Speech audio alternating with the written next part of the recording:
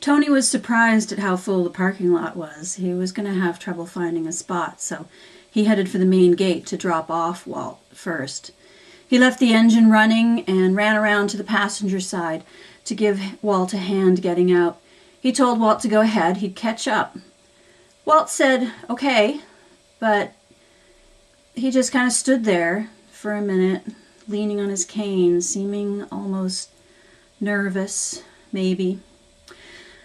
But then he straightened his fedora and straightened his tie and took a deep breath and started for the gate. And Tony pulled away to look for a parking spot. This wasn't how he usually spent Good Friday morning. Sleeping in was always nice, especially with Shane spending the day with Meg and her family. But when Walt had started talking about this and how it was something that he and Esther had done together every year, and this was the first year without her, and he didn't think he could go alone. Well, of course, Tony offered, and of course Walt refused, but it wasn't the kind of refusal you take seriously, so they had ended up deciding that Tony would provide the wheels and Walt would buy lunch afterwards, and Tony knew perfectly well that Walt had won on both cases, but what could you do? So he found a spot and parked the car, locked it, and started heading for the gate. He'd never been to one of these things before. The Stations of the Cross. He'd spent most of last evening trying to find a Bible that somebody had given him and Meg when they got married, and finally it turned up in a box of her old records that she still had not come to get. The Thompson twins and Cyndi Lauper and the Bible. Yeah. So he looked through it for the story, figuring that it was probably pretty climactic, so it would be near the end, but man, was that wrong. So in the end, he Googled it and found it on page 1191. So he read the whole story. Twice. This is Good Friday? He thought. This is awful. Everybody Jesus trusted sold him out or ran away. It was just mean. Tony hated movies like that, even with a happy ending. He wished he wasn't going now. He reached the big gate, the one with Sacred Heart in large cast iron letters across the top. And just inside there was a path that forked left and right in the middle of the fork there was a larger-than-life statue, bronze, the first of 14, he'd read, surrounded by benches that were almost filled with people. It was the scene from page 1191, where Jesus is praying in the garden before it all falls apart. But Tony wanted to find Walt first, so he followed the arrow that sent him around to the right and around the bend. He found Walt at the next statue in the story, the one where Jesus has just got his death sentence. Tony looked at the statue and he thought it was strange how calm Jesus had been in the story, and the sculptor had captured that calmness in his face. Not just resigned, but like he knew that it was really going to be okay. Like he was where he was supposed to be, and he was just waiting for everybody else to catch up.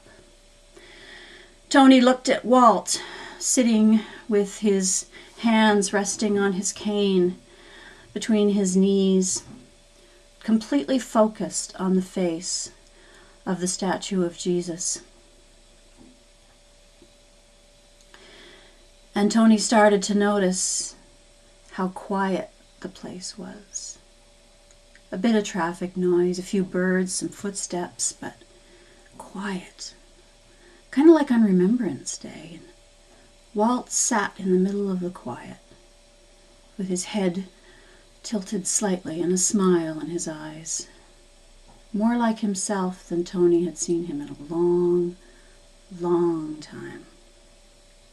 It was Shane who had adopted Walt and Esther when he was 13, looking to make some money after a snowstorm, so he took his shovel and went door to door down the row of townhouses. And about an hour later, the phone rang, and it was Shane, and he was saying these really nice, really old people had invited him in for hot chocolate. They'd paid him $10 to shovel their walk. And he knew he wasn't supposed to go into strangers' houses without permission, so he was standing on the step to call, but was it okay? Because they were really nice and they were really old.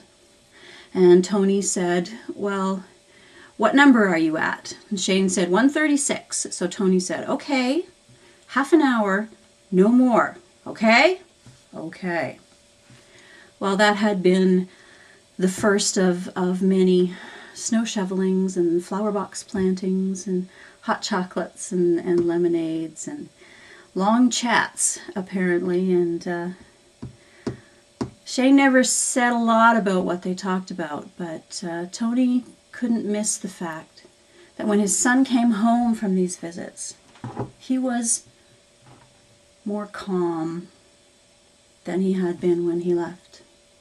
And Tony had mixed feelings about that, but with how tense things were starting to get at home, he couldn't help but feel grateful to these really old, really nice people for giving his son a bit of peace. And now, 2 winters later, Esther was gone, and Meg was gone, although not entirely gone enough sometimes. And here was Tony chewing his nails and dying for a smoke, and there was Walt, lost in a moment that Tony did not understand. There was that peace again, that calm. Tony didn't get it. Walt and Esther had loved each other more than Tony had ever thought possible until the day the ambulance was in their driveway, and Walt's love of 57 years was just gone. Tony doubled back toward the gate. He'd wait for Walt there. There was a space on the bench near the first statue, and it was cold against his legs, so he pulled his coat down as he took his seat. And the statue seemed bigger now.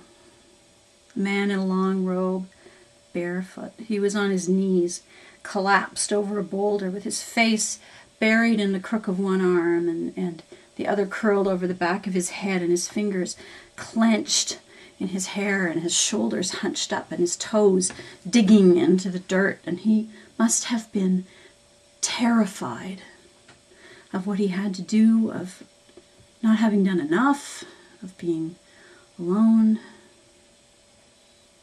Of course, he wasn't alone. Somebody wrote down what he said.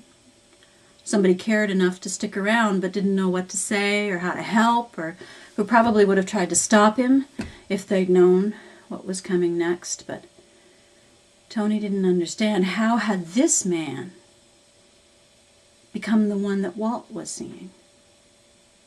How had these white knuckles become those folded, resting hands? These shoulders become those square, relaxed ones.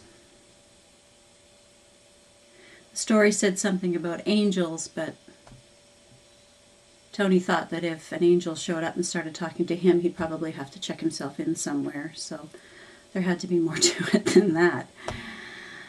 Because Jesus knew what was coming. He was determined to stand up and take it. He could have walked away, or at least tried, but he didn't, because it was too important. Important enough to make yourself die for. To die for. And in the quiet of the garden, as it seeped into him, Tony was struck by something. Looking at that statue, he realized that either Jesus had gone through all of that crap for nothing, and humanity was just poison, or all of those annoying TV preachers were right.